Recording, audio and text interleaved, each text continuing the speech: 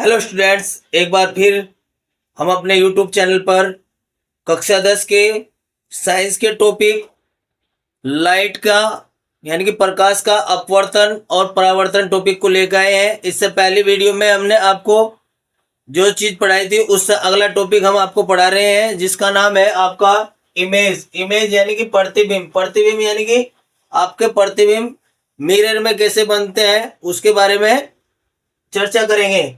इसने कहा कि इमेज इमेज क्या है? If light rays coming from a point after reflection meet at another point और approach to meet at another point, then second point is called the image of first point. मतलब प्रकाश की एक किरण किसी बिंदु से चलकर परावर्तन के पश्चात जब किसी दूसरे बिंदु पर मिलती है या मिलती हुई प्रतीत होती है तो उस बिंदु को पहले बिंदु का प्रतिबिंब कहते हैं। दोबारा फिर सुनिए। यदि प्रकाश की एक किरण किसी एक बिंदु से चलकर परावर्तन के पश्चात किसी दूसरे बिंदु पर मिलती है या मिलती हुई प्रतीत होती है तो उस बिंदु को पहले बिंदु का प्रतिबिंब कहते हैं। प्रतिबिंब दो प्रकार के होते हैं। नंबर एक, रियल यानी कि वास्तविक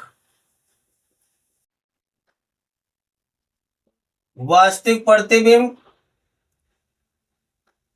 वास्तविक प्रतिबिंब में क्या मतलब है?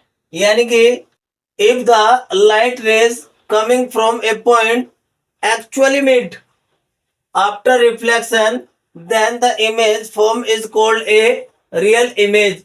यानी कि प्रकाश की एक किरण एक बिंदु से चलकर जब अन्य बिंदु पर वास्तव में मिलती है, जब एक बिंदु से चलकर दूसरे बिंदु से वास्तव में मिलती है तो उस बिंदु को वास्तविक प्रतिबिंब कहते हैं। दूसरा क्या है आपके पास में? Virtual image. यानी कि क्या हो गया आपके पास? आभासी प्रतिबिंब। आभासी प्रतिबिंब की परिभाषा क्या होगी भाई? If the light raise coming from a point does not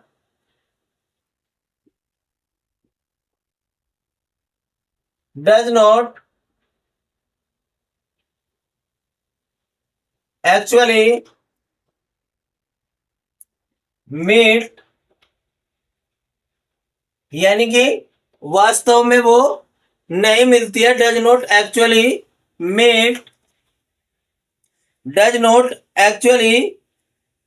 meet but वो क्या होती है आपके पास?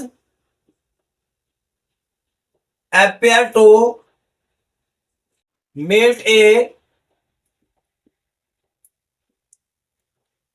Another point. वो क्या होती है?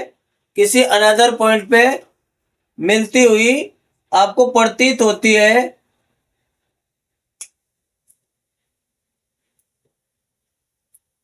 when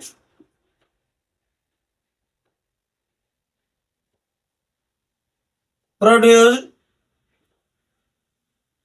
backward, यानी कि उसको पीछे को बढ़ाते हैं तो आपके पास में क्या होती है भाई?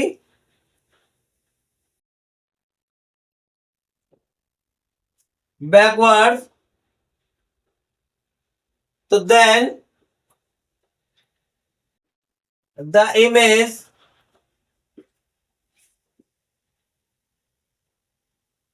Form is called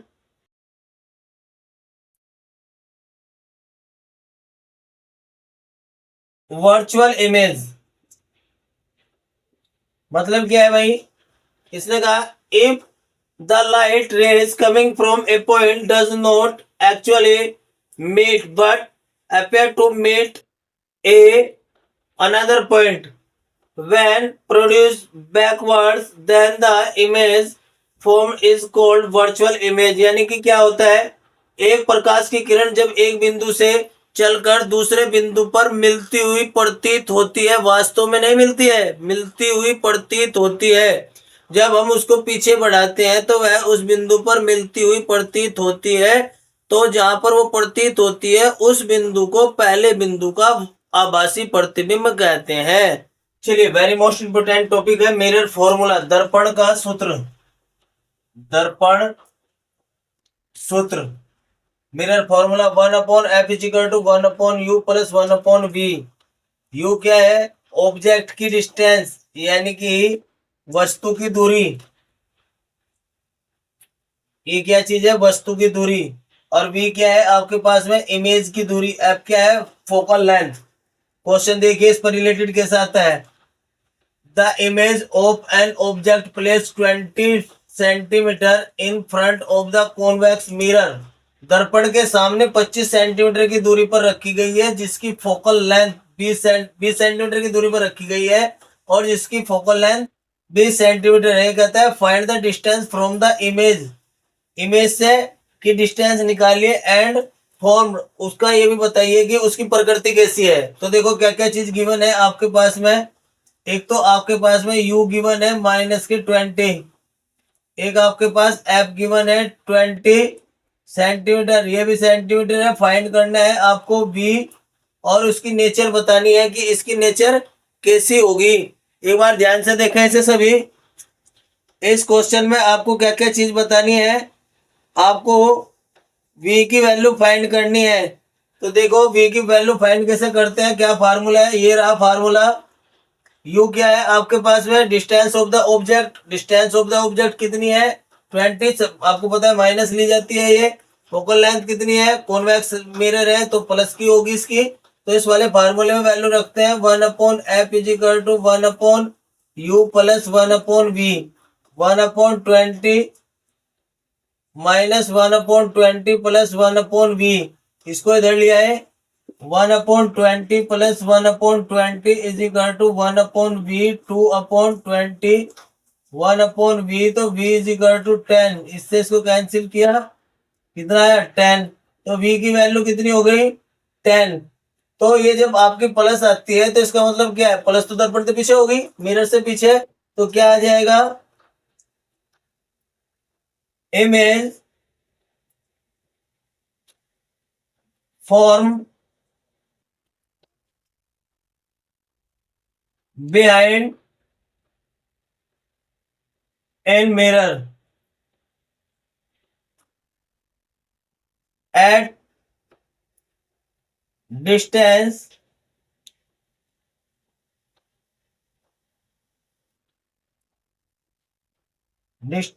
from the pole is 10 centimetre. यानी कि दर्पण के ध्रुव से कितनी दूरी पर होगी? 10 सेंटीमीटर की दूरी पर होगी।